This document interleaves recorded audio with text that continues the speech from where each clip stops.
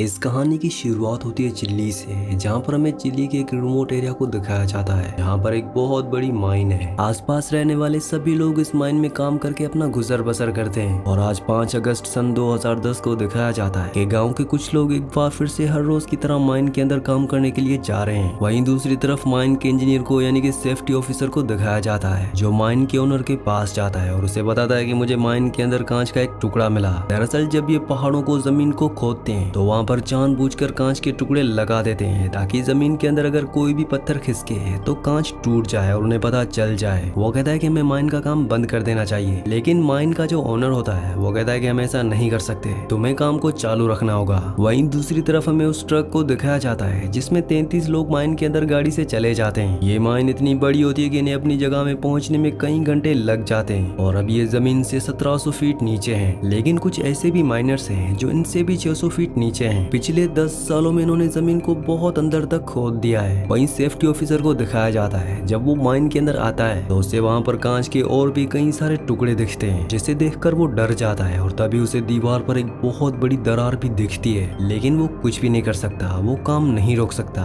क्योंकि ओनर्स ने ऑर्डर दिए होते हैं कि काम चालू रखना होगा। अब जमीन से 1700 फीट नीचे है, जहाँ पर 33 माइनर्स काम कर रहे होते हैं, तभी अचानक वहाँ पर जमीन हिलना शुरू हो जाती है। सब के सब पूरी तरह से घबरा जाते हैं। सेफ्टी ऑफिसर यहाँ पर आता है और उन सबको गाड़ी में बैठाता है और यहाँ से निकालने की कोशिश करता है, लेकिन तभी आगे चट्टान गिरने की वजह से जिस रास्ते से ये बाहर जा सकते थे वो पूरी तरह से बंद हो जाता है। अब इन्हें कुछ भी समझ नहीं आता कि इन्हें क्या करना चाहिए। अभी ये डिसाइड करते हैं कि इन्हें 600 फीट और नीचे जाना चाहिए, जहाँ पर दूसरे माइनर्स काम कर रहे हैं, क्योंकि वहाँ से भी निकलने का एक रास्ता होता है। ये अपनी गाड़ी को उस तरफ मोड़ लेते हैं, लेकिन तभी ये देखते हैं कि 2 और माइनर्स हैं जो गाड़ी के पीछे भाग रहे होते हैं। इन्हीं में एक होता है जिसका नाम मारियो है। मारियो उन दोनों के हाथ को पकड़कर ऊपर खींच लेता है और अब ये जब 600 फीट और नीचे जा रहे होते हैं तभी इनके सामने एक दूसरी गाड़ी आ जाती है, जो उन माइनर्स की गाड़ी होती है जो उनसे 600 फीट नीचे काम कर रहे थे। दरअसल वहाँ भी चट्टान गिरने की वजह से वहाँ का जो रास्ता था वो पूरी तरह से ब्लॉक हो चुका था और अब इनके सामने जो सड़क होती है वो भी फटना शुरू हो जाती है। इसीलिए सब के सब अपनी जान बचाकर गाड़ी से उतरकर एक किनारे हो जाते हैं। और इससे पहले कि ये कुछ समझ पाते हैं, इनके सामने एक बहुत बड़ी चट्टान आकर गिरती है, जो रास्तों को पूरी तरह से ब्लॉक कर देती है। ये चट्टान इतनी बड़ी होती है कि इसका धमाका ऊपर तक सुनाई देता है और ऊपर भी सबको समझ में आ जाता है कि नीचे कोई हादसा हो चुका है और अब ये सब के सब अंदर फंस चुके हैं। वीडियो में आगे बढ़ने से पहले एक जरूरी अनाउंसमेंट, अगर आप साईफाई, सर्वाइवल और हॉरर मूवीज के शौकीन हैं तो हमारे दूसरे चैनल को सब्सक्राइब कर लीजिए, क्योंकि वहाँ पर हम हॉरर और साईफाई मूवीज अपलोड करते हैं। तो आप सबसे रिक्वेस्ट है कि जल्दी से जाके हमारे दूसरे चैनल को सब्सक्राइब कर लीजिए। चैनल का लिंक नीचे डिस्क्रिप्शन में है। चट्टान गिरने की वजह से कई लोग जख्मी हो चुके होते हैं। वो अपने साथियों की मरहम पट्टी करना चाहते हैं, लेकिन इनके पास पूरी फैसिलिटी नहीं होती। और तभी जब यहाँ से पूरी तरह से धूल हट जाती है तो मारियो देखता है कि उनके रास्ते पर एक बहुत बड़ी चट्टान आकर गिर चुकी है, जिसे खोदना या उसके दूसरी तरफ जाना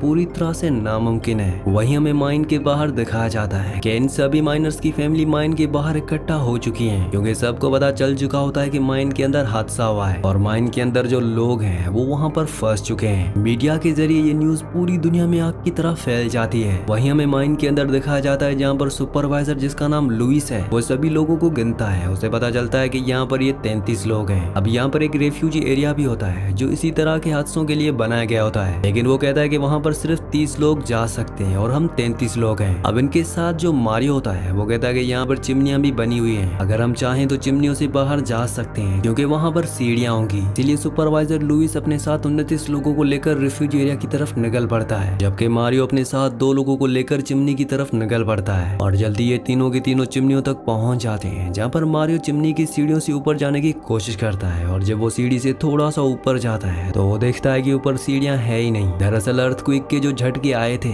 शायद उस वजह से सीढ़ियां पूरी तरह से टूट चुकी हैं और अब ये तीनों के तीनों यहाँ पर हताश हो जाते हैं। वहीं 30 लोगों को दिखाया जाता है जो रिफ्यूजी एरिया तक पहुंच जाते हैं। वहाँ पर वो देखते हैं कि उनके लिए खाने की सप्लाई वहाँ पर बहुत कम होती है और ना ही इनके पास दवाइयाँ होती है। और अब मारियो भी अपने साथियों के साथ उसी रिफ्यूजी एरिया में पहुंच जाता है। इन सब को नहीं पता कि इन्हें कोई यहाँ पर बचाने आएगा भी कि नहीं, क्योंकि ये सब के सब जमीन से बहुत नीचे होते हैं। अब जब ये सब अपनी सोचों में डूबे होते हैं कि तभी एक बार फिर से यहाँ पर जमीन हिलना शुरू हो जाती है। सबकी सांसें थम जाती हैं। इन्हें लगता है कि अब इनकी जिंदगी का अंत आ चुका है। इन्हें अपने आगे अंधेरे के अलावा और कुछ भी नहीं दिखता और ये सब के सब गॉड से प्रेयर करते हैं और तभी अर्थक्वेक अपने आप ही रुक जाता है। वहीं माइन के बाहर दिखाया जाता है जहाँ पर इन 33 लोगों की फैमिली पुलिस वाले आ चुके हैं। वो माइन के लोगों से ऑफिसर से पूछना चाहते हैं कि अंदर क्या हो रहा है, लेकिन वो अपनी गन निकाल कर उन सबको भगाने की कोशिश करते हैं। पर वो लोग वहाँ से नहीं जाना चाहते क्योंकि उनके अपने माइन के नीचे फंसे हुए हैं, इसलिए ये वहाँ पर शोर करना शुरू कर देते हैं और बाहर पूरी रात खड़े रहते हैं। अगली सुबह हमें एक माइन ऑफिसर को दिखाया जाता है जो चिली के प्रेसिडेंट के पास जाता है और उन्हें बताता है कि माइन के अंदर कई लोग फंस चुके हैं, हमें उनकी मदद करनी चाहिए। प्रेसिडेंट कहता है कि ये काम माइन के ओनर्स का है। दरअसल ये सारी की सारी माइंस प्राइवेट होती हैं, लेकिन माइन ऑफिसर कहता है कि उनके पास इतनी एडवांस मशीनें नहीं है जिससे वो लोगों को बचा सकें। आपको उनके लिए कुछ करना चाहिए। अगर आप उन सभी लोगों को बचा लेते हैं तो इंटरनेशनली आपका नाम होगा, क्योंकि ये खबर पूरी दुनिया में फैल चुकी है। प्रेसिडेंट को माइन ऑफिसर की ये बात सही लगती है और वो कहता है कि तुम उन्हें बचाने के लिए कुछ भी करो। अगली सुबह दिखाया जाता है कि माइन ऑफिसर उस माइन के बाहर पहुंच जाता है जिस माइन के अंदर 33 लोग फंसे हुए हैं। वहाँ पर वो उन सभी की फैमिलीज को यकीन दिलाता है कि वो उन सबको बचा लेंगे। और अब वो अंदर माइन के ओनर के पास जाता है और कहता है कि हमें उन 33 लोगों को बचाना होगा, लेकिन माइन का ओनर कहता है कि ऐसा नहीं हो सकता, अंदर बहुत बड़ा हादसा हुआ है, मुझे नहीं लगता कि अंदर कोई भी बचा होगा। और जिस जगह जमीन की जिस गहराई पे वो सब काम कर रहे थे वहाँ तक पहुँचना पूरी तरह से नामुमकिन है। वैसे भी वहाँ पर सिर्फ 3 दिनों का खाना है और हमें वहाँ पहुँचने में कई महीने लग जाएंगे, और तब तक अगर हम वहाँ पहुँच भी गए तो वो सब के सब भूख से मर चुके होंगे। और अब मिनिस्टर ऑफ माइन यानी कि माइन ऑफिसर को भी यकीन हो जाता है कि माइन का जो ओनर कह रहा है वो बिल्कुल सही कह रहा है। वो बाहर जाता है और लाउड स्पीकर पर सबको कहता है कि हम इस ऑपरेशन को शुरू नहीं कर सकते क्योंकि अंदर कोई भी जिंदा नहीं होगा।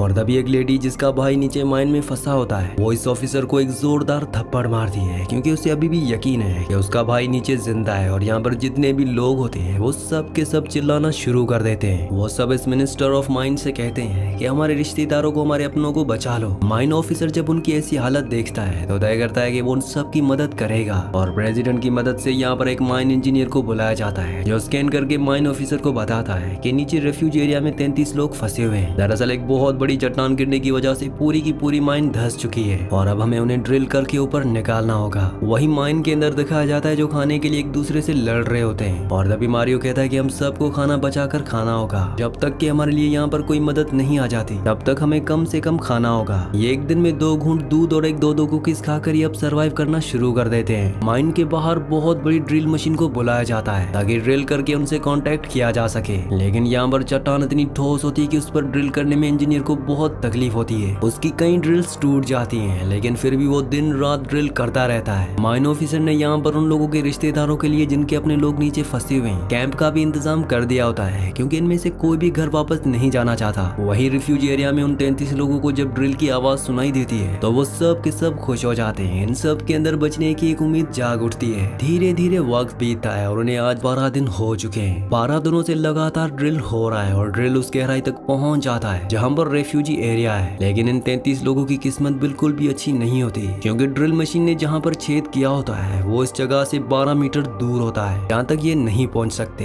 यानी कि इतने दिनों की जो मेहनत थी वो पूरी तरह से बेकार हो गई। साथ ही अब इन 33 लोगों का खाना लगभग पूरी तरह से खत्म हो चुका है। बस अब इनके पास एक और दिन का खाना बचा है। वही इंजीनियर भी अपने पूरे हथियार डाल देता है। वो कहता है कि चट्टान बहुत मजबूत है और दोबारा ड्रिल नहीं किया जा सकता। हालांकि माइन मिनिस्टर उसे कन्विंस करने की कोशिश करता है कि तुम्हें उनकी मदद करनी चाहिए, उनकी फैमिलीज बाहर है, उनकी हमसे बहुत उम्मीदें हैं। लेकिन इंजीनियर उसकी बात का कोई जवाब नहीं देता और वहाँ से चला जाता है। रात को एक बार फिर से इंजीनियर माइन मिनिस्टर के पास आता है और वो कहता है कि हम एक बार फिर से ड्रिल करेंगे। और अब ये दूसरी जगह से ड्रिल करना शुरू कर देते हैं। ठोस चट्टान की वजह से इन्हें ड्रिल करने में बहुत मुश्किल आ रही होती है। वही माइन के अंदर दिखाया जाता है जो सब के सब पूरी तरह से हताश हो चुके हैं। ये सब के सब अब मौत का इंतजार कर रहे होते हैं क्योंकि इनका खाना कई दिन पहले खत्म हो चुका है। मारियो जब लेटा होता है तभी उसके ऊपर एक पानी की बूंद गिरती है। दरअसल ऊपर से जो दूसरा ड्रिल किया था वो बिल्कुल सही जगह पर हुआ होता है, जिस वजह से ड्रिल यानी कि छेद उस जगह हो जाता है जहाँ पर ये 33 लोग फंसे हुए हैं। और जब ये ड्रिल को यानी कि छेद को देखते हैं तो सब के सब खुश हो जाते हैं और उनके अंदर एक बार फिर से जीने की उम्मीद जाग उठती है। अब ड्रिल का जो सिरा नीचे यानी कि रिफ्यूजी एरिया में आया होता है ये इस पर जोर जोर से मारना शुरू कर देते हैं। ऊपर जो माइन मिनिस्टर होता है वो उसे सुन लेता है। साथ ही ये ड्रिल के मुंह पर एक नोट भी बना देते हैं जिसमें मैसेज लिखते हैं कि हम सब यहाँ पर जिंदा हैं। और जब ड्रिल की रोड को ऊपर खींचा जाता है तो वो नोट सब पढ़कर बहुत खुश हो जाते हैं। इन लोगों के जितने भी रिश्तेदार बाहर होते हैं उन सब की आंखों में आंसू आ जाते हैं क्योंकि ये सब भी उम्मीद खो बैठे थे, लेकिन अब भी इन्हें यकीन है कि इनके अपनों को बचा लिया जाएगा। मीडिया के जरिए ये बात पूरी दुनिया में फैल जाती है और अब अलग अलग कंट्री से कई लोग इनकी मदद के लिए यहाँ पर पहुंच जाते हैं। नासा इनके लिए एक खास ट्यूब भेजती है, जिस ट्यूब के जरिए इन तक नीचे खाना, पानी और जरूरत की चीजें भेजी जाती है। साथ ही ने वीडियो कॉल से कनेक्ट भी किया जाता है, जिससे अंदर फंसे सभी लोग अपने अपने लोगों से बाहर बात करते हैं। साथ ही चिल्ली के जो प्रेसिडेंट होते हैं वो भी उन 33 लोगों से बात करते हैं। वो उन्हें यकीन दिलाते हैं कि इस बार जो क्रिसमस आएगा तुम अपनी फैमिली वालों के साथ मनाओगे, जिससे सब के सब बहुत खुश हो जाते हैं। अब जो ऊपर इंजीनियर होता है वो उन 33 लोगों को बाहर निकालने के लिए, बचाने के लिए 3 अलग अलग प्लेन्स बनाता है, ताकि अगर एक या 2 प्लेन खराब भी हो जाए तो तीसरे प्लेन से इन्हें बचाया जा सके। अब इन्हें बचाने के लिए काम शुरू किया जाता है, लेकिन जल्दी इनका प्लेन, एक और प्लेन 2 पूरी तरह से खत्म हो जाते हैं, यानी कि वो पूरी तरह से फेल हो चुके हैं। और अब इनके पास प्लेन 3 बचा हुआ है, जिसमें इन्हें काफी मुसीबतों का सामना करना पड़ता है। लेकिन इंजीनियर एक बार फिर से उस प्लेन को शुरू करके अपने काम को एक बार फिर से शुरू कर देता है। पर अब बड़ी मुश्किल ये होती है कि जो चट्टान नीचे माइन के ऊपर गिरी थी, अब वो धीरे धीरे नीचे खिसक रही है, यानी कि जल्द से जल्द इन सबको ऊपर लाना होगा, नहीं तो ये सब के सब चट्टान के नीचे दब जाएंगे। लगातार ड्रिलिंग करने के बाद ये उस चट्टान तक पहुंच जाते हैं जो माइन के ऊपर गिरी थी। वो बहुत ज्यादा ठोस होती है, इसीलिए उसके ऊपर ड्रिल नहीं हो रहा होता।